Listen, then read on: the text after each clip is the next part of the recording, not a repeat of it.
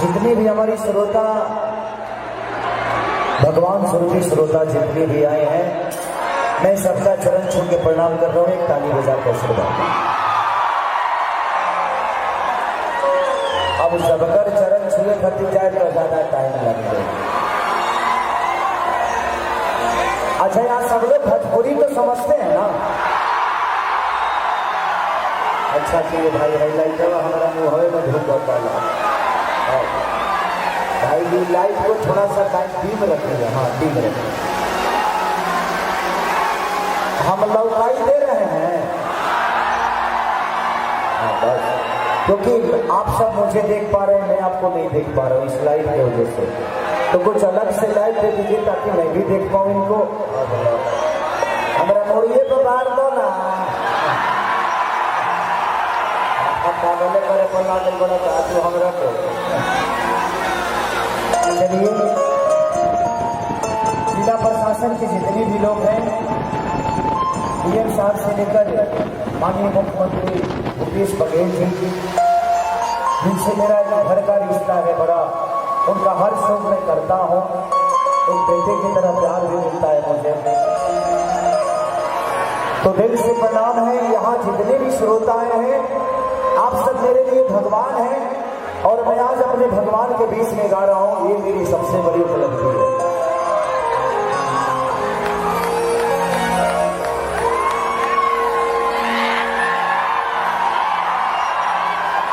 यही आपका प्यार।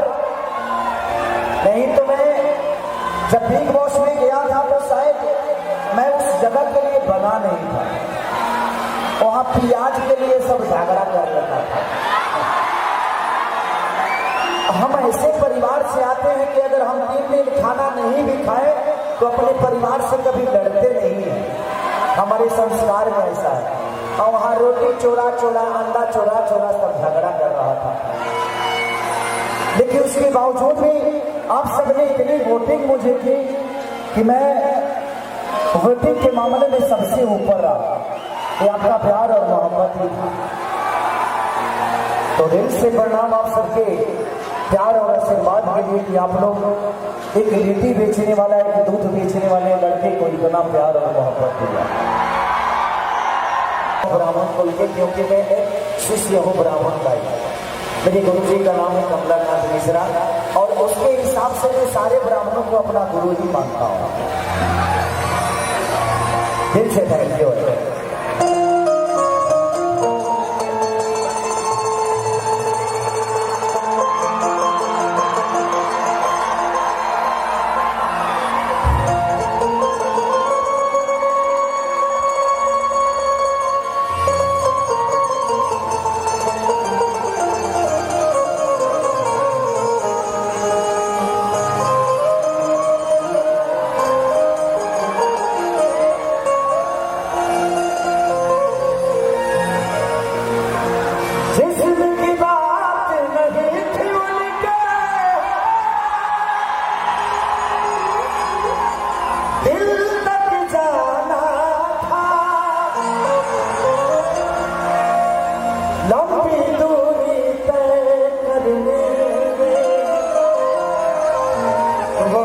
तो लगता है प्यार का पहला खत लिखने वक्त तो लगता है। थोड़ा सा थका हूं मैं, क्योंकि मैं कलकत्ता में कलकत्ता में शो था मेरा। मैं 12 बजे रात से ड्राइव करके आया हूँ। 14 घंटा में मैं पहुंचा हूँ यहाँ पे। बट आपकी मोहब्बत इतनी है कि जब आपकी तारीफ मिलती है तो खेसरिया ऐसे ही उड़ने आ जाता है। एक बार अच्छे बताइए कि खेसारी से कितने लोग प्यार करते हैं, हाथ उठा के बताइए। मैं आपका सांसद बन सकता हूँ, लेकिन क्या करूंगा? सांसद बन के मैं सिर्फ एक क्षेत्र का विकास कर सकता हूँ, लेकिन कलाकार बन के पूरे इंडिया का विकास कर रहा हूँ। तो मुझे उसमें ज्यादा खुशी है। Love you. कि कुछ ऐसा कर कमाल की तेरे हो जाओ, किसी और का हो फिलहाल तेरा हो जाओ। क्या एक तो देवी भजन और बाद रहो सब जौन चाह तो नहीं खेसरिया जाए देखा बाबा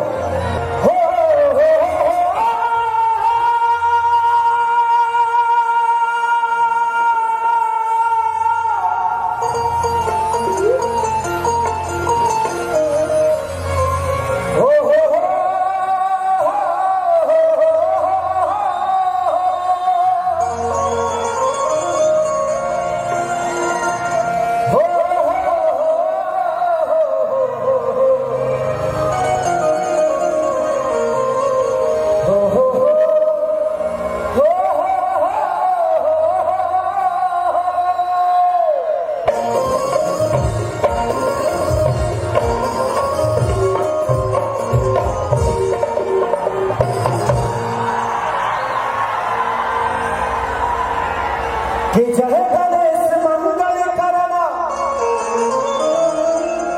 विघ्न हरो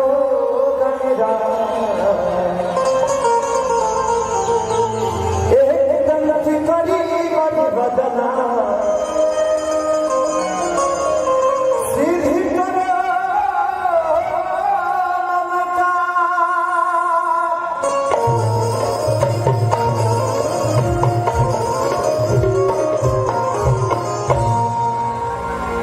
अपने माँ बाप से मांगने प्यार करते हैं पर हाथ उठाएंगे क्या? ये देखकर अच्छा लगा मुझे। इस दुनिया में एक चीज जरूर आप हमेशा महसूस करिएगा, मैं औरत का अनादर नहीं करता। अगर आपकी बीवी आपको छोड़ के चली जाएगी तो आप दूसरी शादी कर सकते हैं, पर एक बार माँ चली गई ना तो शायद दोबारा माँ को लाया नहीं जा सकता। बेटा आपको छोड़ के चला जाएगा, दोबारा बेटा पैदा आप कर सकते हैं, लेकिन एक बार बाप चला जाएगा तो दोबारा पैदा नहीं हो सकता। इसलिए अपने जीवन में माँ बाप का अहमियत सबसे ऊपर रखिएगा। उनसे बड़ा इस धरती पे आशीर्वाद कोई नहीं है, वो है तो आपके जीवन पे हमेशा एक अलग छाया रहती है। क्योंकि मैं अपने माँ बाप के आशीर्वाद से यहाँ तक पहुंचा और आपका प्यार मुझे मिला कि माँ के चौथी से नूर मिलता सभी के दिलों को सजोर मिलता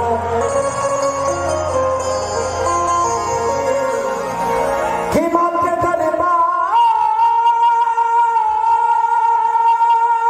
में जो चाहे खाली हाथ उसे कुछ ना कुछ जरूर मिलता है।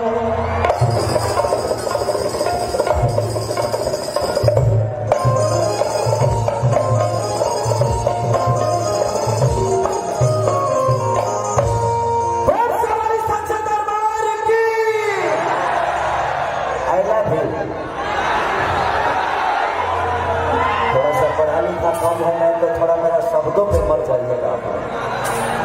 भैंस चराने से फुर्सत होता तब ना हम पढ़ाई करते हैं। अब एगो दूध बेचने वाला आदमी कहाँ से पढ़ाई लिखाई करेगा, है कि नहीं? चल बाबू देखा हाँ ये भक्त माई के दरबार में गई और कि माटी के मूर्ति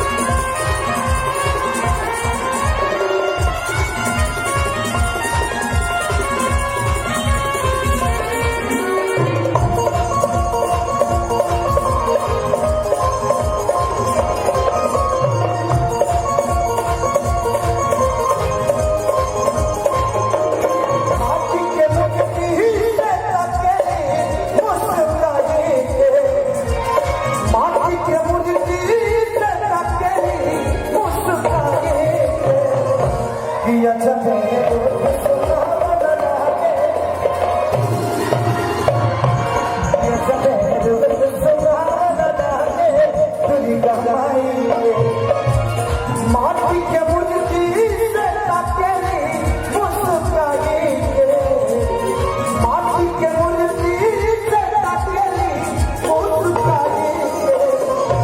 कि अजब सुहावना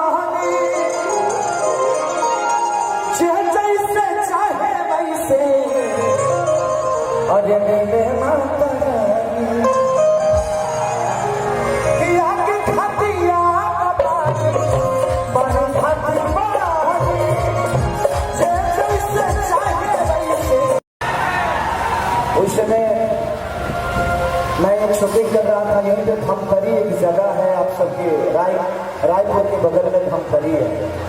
वहीं पे मैं दिलवाला का शूटिंग कर रहा था, मैं और अक्षरा जी। वहीं से मैं आया था वहाँ पे कार्यक्रम करने। बड़ी भीड़ थी लेकिन व्यवस्था का थोड़ा सा पंगा था। लेकिन बाबा झाजी आपको दिल से प्रणाम है, आपने जो व्यवस्था दिया है मुझे, बहुत कम ऐसी व्यवस्था मुझे मिलती है क्योंकि खेसारी को संभालना ही बहुत कठिन होता है।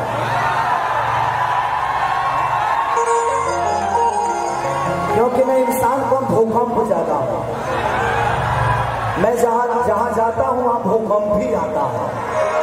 क्योंकि ये भूकंप आप सबका है और आप सबकी मोहब्बत है जो खेसारी को इंसान नहीं भूकंप पीड़ित बना दिया।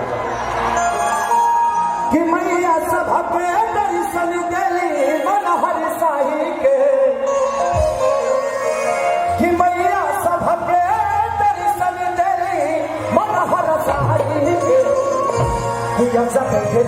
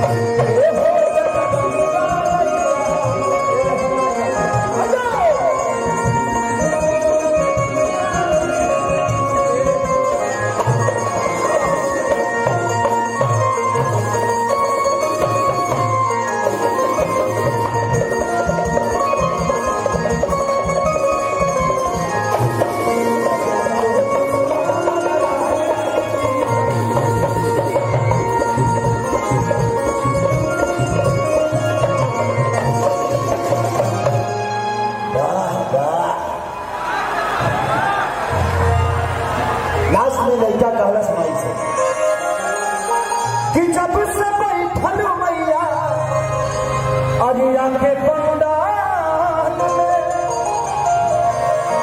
अजले के मुरझा देखा अरे बातें प्यारे गाना लिखल मानिए दिनेश लाल यादव निरहुआ के बड़े भाई के नाम प्यारे लाल कवि वही के गाना लिखे कि जब से बैठल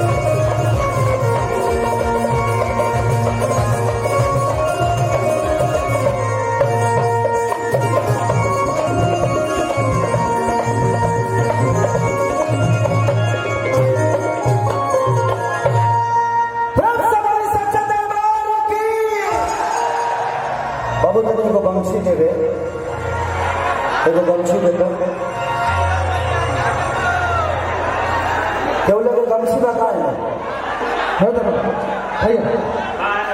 हमने की आज भी माता बहनी बेटी जब माई के दरबार में चली थे, बड़ा सुंदर गीत गावे भाव में जब भी हमने के माई बहन आज के पुरनिया जो बुजुर्ग बा वो मंदिर में जाना तो बड़ा सुंदर गीत गावेला, हर घर में होला ही गाना।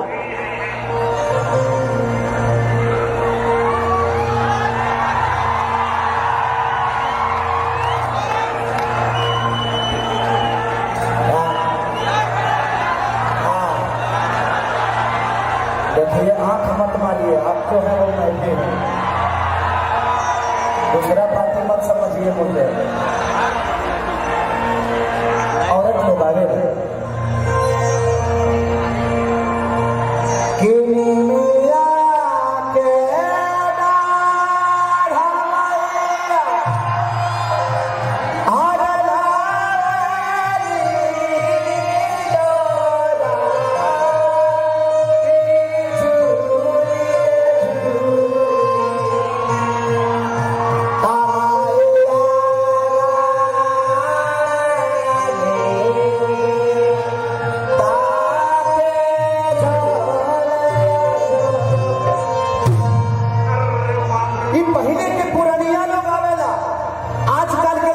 टी-शर्ट पहन ले तरी से, थाली सजा ले तरी से, गाना का गाओ तरी से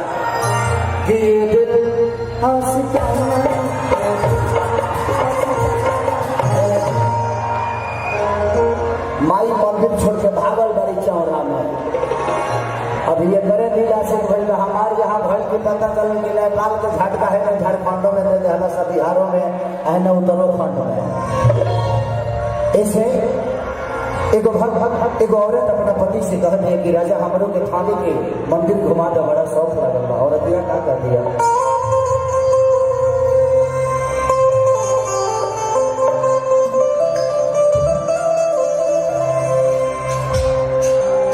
कि श्रद्धा पूजा हमारे राजा जी घुमा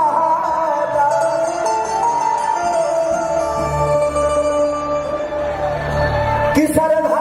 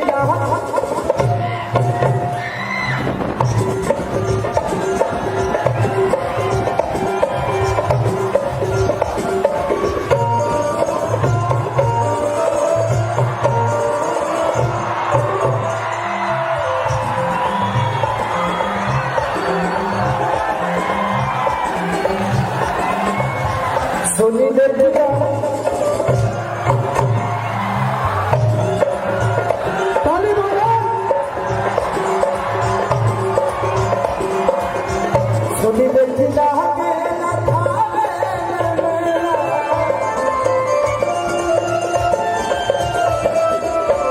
तू न की जगी बात बचाई मंगेला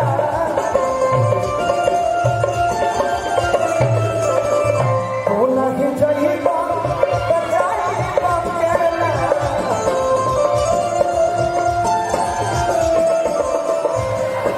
एक चुनरी लिया गया ऐसे ही जा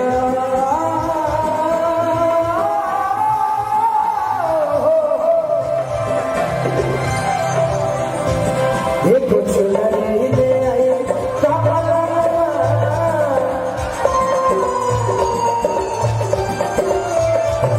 एक चुनरी ले आई